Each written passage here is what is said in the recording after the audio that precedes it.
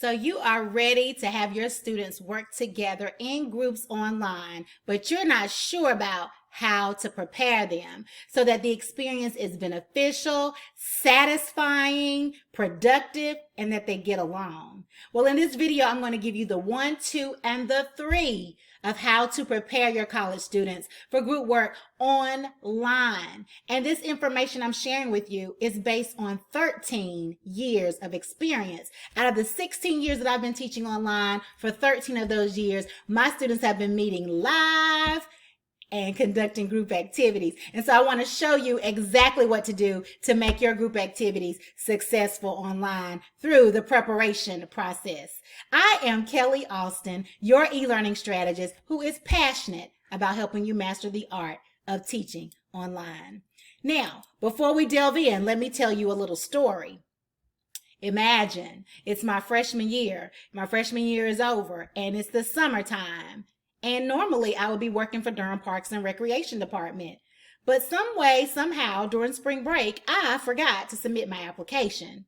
Well, my mother was not going to allow me to just suck up the air conditioning and eat and lay around while she was at work. So she called a friend of hers and got me a job at Winn-Dixie. Her niece was the head cashier at Winn-Dixie, and I was infuriated. But off to work I went.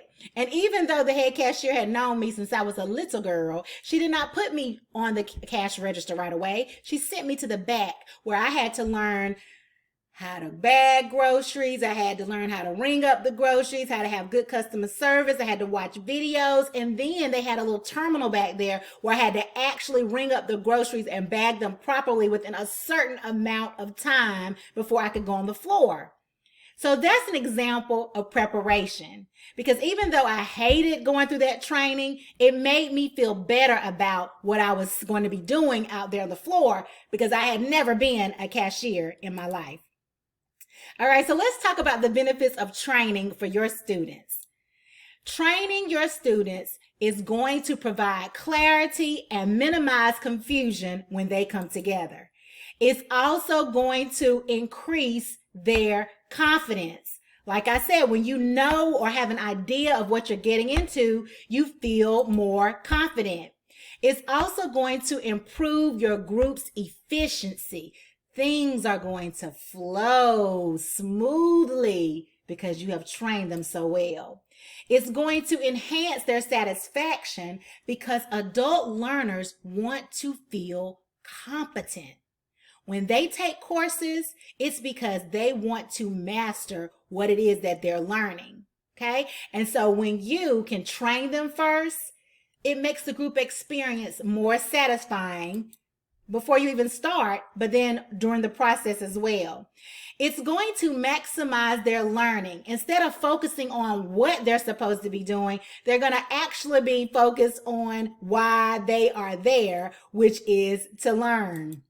And lastly, training is going to reduce the monitoring that you have to do. You don't have to spend so much time on what they're supposed to be doing, but you can spend time on actually being a facilitator of their learning, and it increases your instructional opportunities. Now, here's the 1, 2, and the 3 that I promised you. First, you're going to instruct. I want you to explain the process and the expectations of the live group experience. Then there's going to be a demonstration. I want you to present the live group experience from start to finish. Last but not least, there's going to have to be accountability. You are going to require proof of a basic level of understanding and commitment to this group experience process. The same way I had to demonstrate that I could ring those groceries up in a certain amount of time before I could go on the floor, you want your students to demonstrate that they understand what they're supposed to be doing and that they're committed to the process before you throw them in a group experience. So let's talk about this instruction phase. I want you to create a unit on your course shell, a study unit, and it's going to be comprised of 5 mini lessons. The first lesson is going to be devoted to the rationale and purpose of group experiences. The second one is going to be about the system. The third one is about group roles. The fourth one is about group documents. And the fifth one will be about group activities. Now, in each one of these lessons, there's going to be two components. I want you to put an instructional video in the lesson, and I also want you to have written instructions. Okay, so let's talk about these and break them down. The instructional video, here's what you're going to need. You're going to need screencasting software. You can use Camtasia, Screencast-O-Matic, Loom. There's just so many options, but you're going to need screencasting software for this instructional video. You are also going to use slides like I'm using here, or you're going to use those written instructions that you're going to provide in the mini lesson. You'll have those on the screen and you'll be going through those. Next, you're going to have your face on the screen and you're going to be enthusiastic about what you're talking about. Why? Because studies show that students are more engaged when they can see their instructor. Yes, you can make instructional videos where they can't see you. I've made a plenty of them, but I'm all about teaching you the best way to instruct. So put your face on that screen and show your enthusiasm for whatever it is you're talking about in your lessons.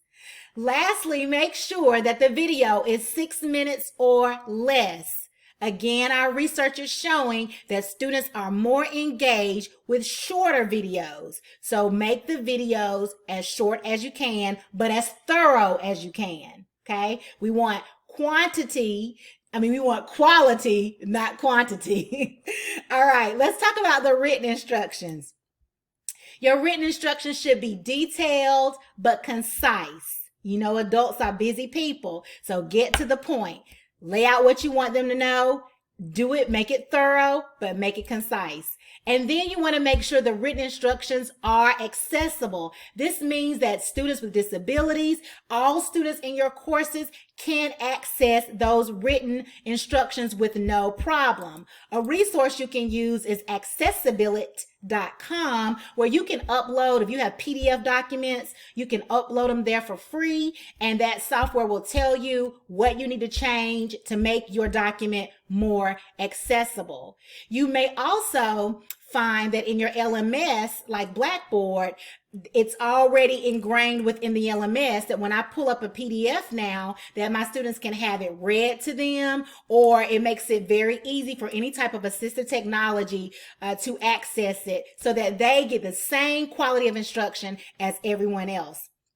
I also found a video on YouTube called Creating an Accessible PDF from a Word Document. And there's lots of videos on YouTube about how to make documents accessible. So the bottom line is those written instructions need to be accessible to every student in your course. All right, let's talk about these lessons, these little mini lessons that I want you to have. Your rationale purpose. I simply want you to explain the purpose and the benefits of the group experience in the video, okay? Because adults need to know why they're having to do something. And by you explaining that to them, that gives them, that satisfies that need. Your next mini lesson is going to break down the system. In my video that I talked to you about how to make group experiences work well, I explained to you what a system is. But just know that there's a step-by-step process that you should have created or that you're using that maybe somebody else created that for your group experience, and you need to explain it. Let me give you an example just in case you haven't seen that video. In my language and literacy course, we do something called Learning Through Virtual Discussion, which is based on learning through discussion that was created by William Fawcett Hill. It is an 8-step discussion framework, okay? 8 steps. So every time my students come together, they discuss an article or they discuss a textbook chapter, and they go through these 8 steps. every single time. So they master the system because the system doesn't change, but the content may change. As I instructed you in the last video, you want to create a system so that when your students come together, they're doing the same steps over and over again. It's just that the content or what you're asking them to do may be different. All right, so you can learn more about that in the video, how to make group experiences work well. In your mini lesson, I want you to explain the system that you've selected for the group process step by step. Next, you're going to explain the group roles, okay? You're going to get on the video, get your document up, and you're explaining the group roles as well as your expectations of the entire group as it relates to their interpersonal skills, how they are to conduct themselves as it relates to respect. You know, whatever your standards are for your group experiences, they need to hear that coming directly from you. Now, the group roles that I suggest, again, that's also in the How to Make Group Experiences Work Well video, are group leader, timekeeper, reporter, reflector, and publisher. All right. The next mini lesson is going to be about the group documents. The documents that I suggest that you have are the minutes, which are filled out by the reporter, the reflection form, which the reflector fills out with the group, not the class, but with the group. Okay, as they reflect on they process how well they work together and what they need to improve. That's also in the How to Make the Group Experiences Work Well video. And also, if you have a publisher's page that you want your students to submit for documentation of their group experience, you would also explain that in this mini lesson. For example, when my students go through the Learning Through Virtual Discussion process, that 8-step framework, the publisher submits a document to me because my students are going to discuss their key terms. They talk about the main message. They talk about different subtopics from the article or the chapter. They evaluate the article or the chapter. They evaluate the credibility of the author. They relate the work to previous works. So they do a lot during that time. And so their discussion is documented on a form that I give them. That form is submitted to me for a grade by the publisher. So that's just an example of a publisher's page if you decide to use one. Your next mini lesson is going to be about the actual group activities. You're going to show them where the folder is that includes all of the assignments that they're going to be doing together.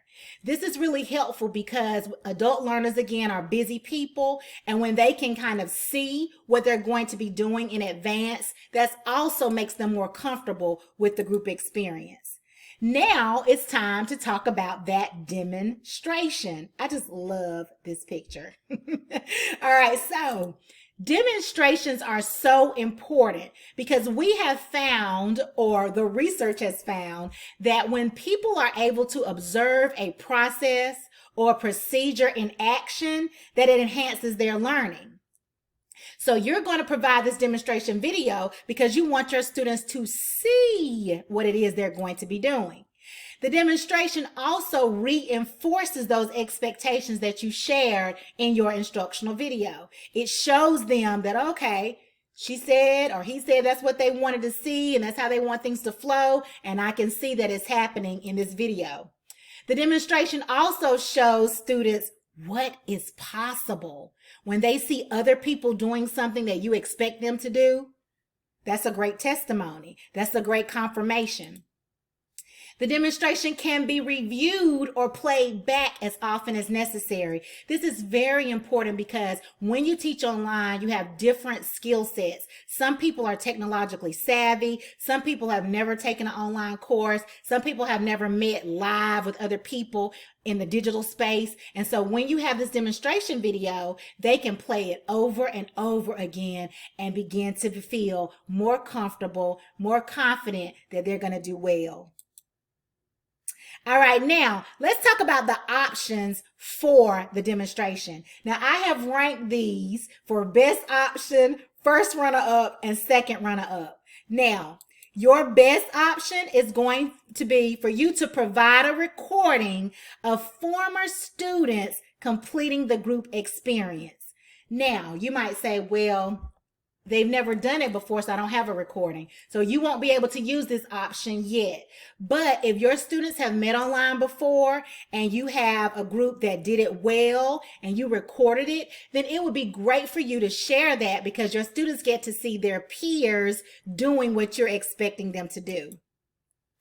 The first runner up is that you get together with some colleagues and you create a recording of you all going through the group experience. So you're creating a demo with some of your colleagues. This makes me think about when I started, I created something called the textbook talk for my research course because research can be quite boring for a lot of people. It's not something that they say, ooh, I can't wait to take a research course. So for my early childhood educators, the course that they have to take is called Reading and Research when their senior year. So I found a good textbook, but then I said, how can I make studying the chapters more interesting? And I created something called the textbook talk.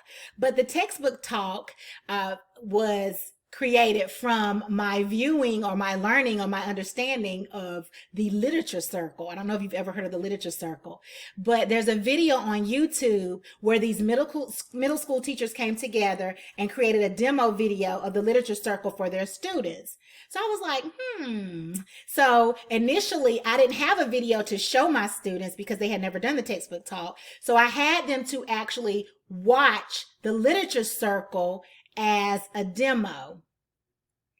And then I had an activity where they had to compare and contrast what I had shared with them through the instruction phase, through the mini lesson where I instructed them on what they would be doing, to compare the textbook talk to the literature circle. So that's what I did for my very first launch of the textbook talk. But after my students went through it that semester, I actually had the number one choice, the recording, to show my students the next semester. So that was just a little story for you to know the options that you can do. But I would encourage you, if you don't have a video that you can find on YouTube, to create a recording with your colleagues or your friends of you going through the process from beginning to end in the way that you want your students to do it. Next, there is the learn with me recording. So in this way, you would have your students to meet with you live and you all would go through this process. Now, this process can be good because your students can ask you questions on site right then, and then they would have the recording to watch prior to having the group experience. I would suggest that you do this at least a week before you expect them to meet in a group so they have time to watch the video as often as they feel like they need to. All right, lastly is accountability. I'm going to share with you once again my options, and I've ranked them from 1 to 4. So you need to make sure that your students have a basic understanding of this group experience. The number one way to do that is to give them a quiz. Quizzes mean a lot to students because it associates a numerical value to their learning. It is what it is. So I have found at the end of my study unit, for example, my study unit on the learning through virtual discussion process, I have a quiz that's worth 100 points. So my students really pay attention. They really take time through those mini lessons to make sure they understand the process. Of course, they can ask me questions before they get to the quiz phase, but that unit is ended with a quiz. And I am telling you, my students come to class prepare when it's time for those group experiences because I have done the work of instructing, demonstrating, and having them to show some accountability. Now, what could be on this quiz? My Learning Through Virtual Discussion quiz, I include multiple choice questions and I also have short answers because I want to get a feel for their mindset. So the short answer questions, I might ask them, what's your greatest fear about working in online groups? What are some challenges that you might see? I also might ask them, what do they see as the benefits of cooperative learning, because that's a cooperative learning type of structure. And I talk about cooperative learning in the instructional phase. And I might ask them, how do they think they can be best contribute to the group? And then I have multiple questions about group roles, what time they're supposed to log in, those kinds of questions. So I really enjoy the quiz because I can get both. I can get, their answers from the multiple choice to see what they understand on a basic level, but I can also hear from them from the open-ended questions. Your next option that I've used is a Google document where you can have certain statements in the same way that you do a quiz, and they submit that Google Doc to you and you can read over it to get a feel for how prepared they feel about the process. Next, you can do something called a discussion board affirmation. I've had a statement on my discussion board that says, I have gone through the study unit and I'm prepared for, or something, and they can give you some variation of that. So you can create some type of affirmation, put it on the discussion board, and have your students to submit that to the discussion board in their own words by a certain date. Lastly, you can also create a forum on your discussion board where you're asking them some of those open-ended questions that I just mentioned and have them to respond to that before the group experiences begin. And you thereby will make your students your students accountable for the group experience. So let's review. There are 3 components to the training process. Instruction, you want to explain the process and the expectations of the live group experience.